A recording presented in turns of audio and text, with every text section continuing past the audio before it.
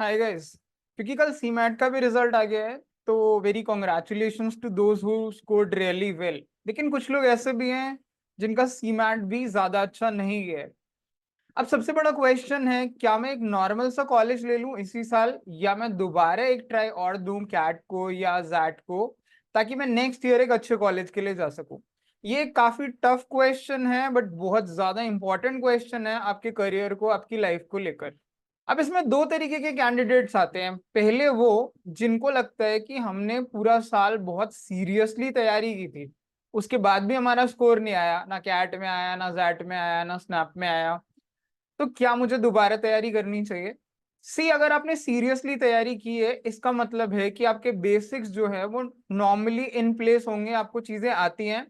The only problem might have been execution. और ऐसा हो जाता है बिकॉज ये एग्जाम्स जो बनाए गए हैं, जो पैटर्न है वो, it is not devised in a way to extract best out of someone. ऐसा नहीं है कि एक छोटे से एग्जाम से आपका बेस्ट निकल के आ जाए, तो कभी कभी हमें एक या दो ट्राई की जरूरत पड़ती है।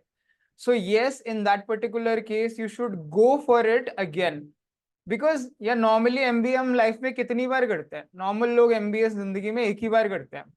और अगर आपको लगता है आपने मेहनत की है और उसके बाद सिर्फ एग्जीक्यूशन की वजह से आप 60 70 80 परसेंटाइल पे अटक गए हो, इसका क्या मतलब है? इसका मतलब है कि आपके अंदर कैलिबर तो है, लेकिन आप उस दिन किसी भी रीजन से, चाहे वो चोक हो गए, डर के मारे, इस बार जैसे कैट जैट दोनों पेपर टफ थे, तो जो लोग एक पजल गलत में फंस गए वो फंसे ही रह गए, जिसका इम्पैक्ट क्वांट पे भी पड़ा।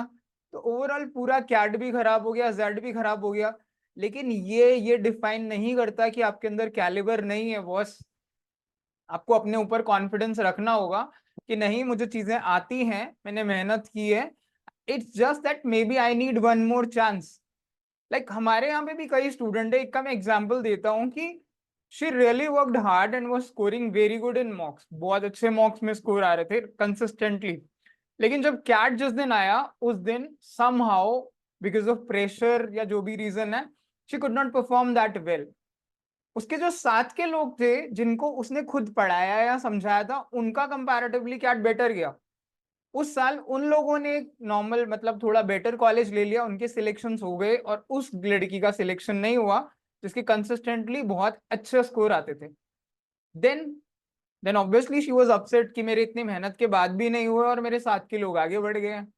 But she thought of giving it one more try, and guess what, अगले साल उसका एफएमएस में सिलेक्शन हुआ and she got 99 plus percentile from सेल्फेस इटसेल्फ।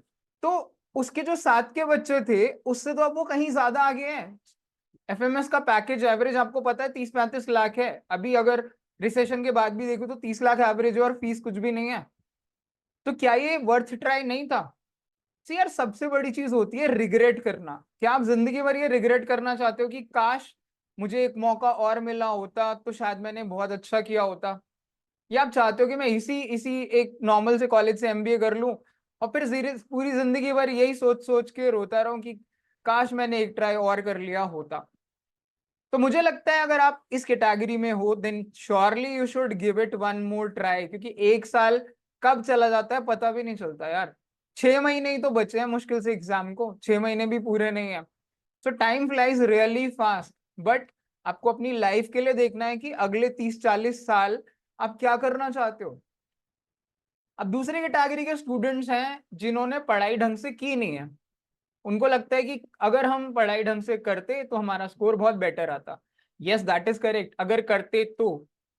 लेकिन आप दोबारा क्या देना चाहते हो कि नहीं देना चाहते, इसके लिए आपको ये खुद से कमिट करना पड़ेगा कि जो गलतियां आपने पिछली बार की हैं वो इस बार नहीं होंगी।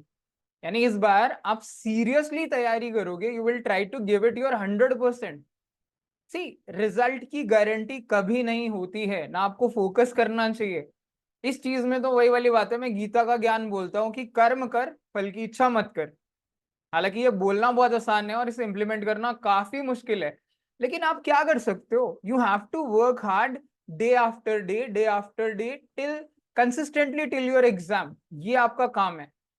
अगर कोई ये काम कर रहा है, then at the end of the day finally उसे एक अच्छा कॉलेज जरूर मिलेगा, ये तो गारंटी है।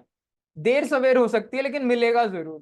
तो अगर आपको लगता है कि नहीं, मैंने थोड़ा मेरे कैलिबर से जस्टिस नहीं किया, उतना सीरियसली पढ़ाई नहीं की, then obviously you should go, give it one more shot and then go for the college जो आपके कैलिबर का है। मैं ये भी नहीं कह रहा कि हर किसी को यही देखना चाहिए कि नहीं मैं टॉप 5 में ही जाऊंगा वरना मैं नहीं करूंगा। अगर आपको लगता है कि मेरा टॉप 5 का कैलिबर है then go for it, but एक लाइक प्रेग्मेटिक रीजनेबल अप्रोच तो रखिए। मेरे को लगता है अगर आपको टॉप 25-30 कॉलेजेस में भी मिल रहा है, 40 कॉलेजेस में, that should be a very good start of your career. लेकिन सिर्फ किसी के प्रेशर में, खुद पे डाउट करके, फैमिली फ्रेंड्स के प्रेशर में अगर आप ये सोच रहे हो कि नहीं यार ठीक है इस बार ही कर लेता हूँ क्योंकि होगा तो अगली बार भी नहीं, यार अगली बार होगा नहीं होगा नहीं पता, लेकिन क्या आप अगली बार के लिए मेहनत करना चाहते हो, सीरियसली मेहनत करोगे? अगर आप करोगे then you should actually give it one more shot. आपको अपने लिए स्टैंड लेना पड़ेगा, आपको वो अपॉर्चुनिटी बनानी पड़ेगी। बिकॉज ऐसे बहुत एग्जाम्पल्स हैं जिन्होंने एक बार नहीं, दो दो बार, तीन तीन बार कैट दिया and then finally they got one of the best colleges. अरे 99 परसेंटाइल आने के बाद भी लोग दोबारा कैट देते हैं क्योंकि उनको उनके पसंद का कॉलेज नहीं मिला। तो एक साल में क्या ही लेट हो रहा है, आपके पूरे 30-40 साल के करियर की बात है। सो थिंक अबाउट इट। लेकिन इसमें यह भी नहीं होना चाहिए कि आप अभी सिर्फ बचने के लिए एग्जाम देने की बात कर रहे हो कि ठीक है मैं इस कॉलेज में फंस जाऊंगा, मैं यहां से बचना चाहता हूं इसलिए मैं ऐसा डिसीजन ले लूं। No, you have to be very realistic कि नहीं मुझे कंसिस्टेंटली मेहनत लगातार करनी है, मुझे अपना बेस्ट देना है, then surely you will get a very good college. So think about it, it's a very important question. तो आपका डिसीजन भी खुद पर बेस्ड होना चाहिए because your success and failure, that's your responsibility, the honest lies on you.